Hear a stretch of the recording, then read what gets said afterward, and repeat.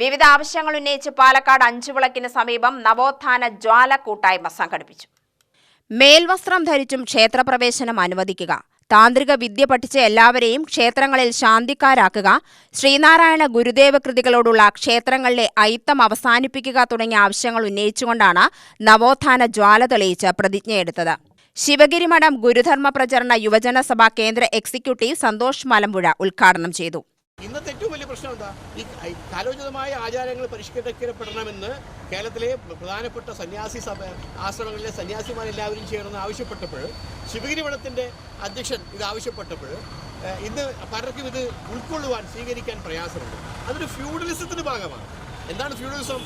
പണ്ട് ജാതിയുടെ പേരിലാണ് ഫ്യൂഡലിസം നിന്നതെങ്കിൽ ഇത് രാഷ്ട്രീയത്തിൻ്റെ പേരിലാണ്, പണത്തിൻ്റെ പേരിലാണ്, അധികാരത്തിൻ്റെ പേരിലാണ്, മറ്റു പല താല്പര്യങ്ങളുണ്ട്.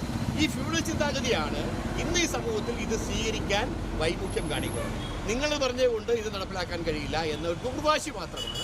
അവർക്കും അറിയാം ഇതാണ് ശരിയെന്ന്. അപ്പോൾ ഇന്ന് നിലനിൽക്കുന്ന പല ആചാരങ്ങളും ശരിയായ രീതിയിൽ പരിഷ്കരിക്കപ്പെടണം, ആചാരങ്ങളെ പരിഷ്കരിക്കപ്പെടണം എന്ന് പറയുന്നത് വളരെ യുക്തിശുദ്ധമായ, വളരെ യുക്തിഭദ്രമായ ഒരു ആവശ്യമാണ് ഇന്ന് സമൂഹത്തിലെ മഹാഭൂരിപക്ഷം ആളുകളും ഉന്നയിക്കുന്നത്. വി ചന്ദ്രൻ അധ്യക്ഷനായി, എം അഖിലേഷ് കുമാർ, ശശി കല്ലേപ്പുള്ളി, പി രാജേന്ദ്രൻ എന്നിവർ പ്രസംഗിച്ചു.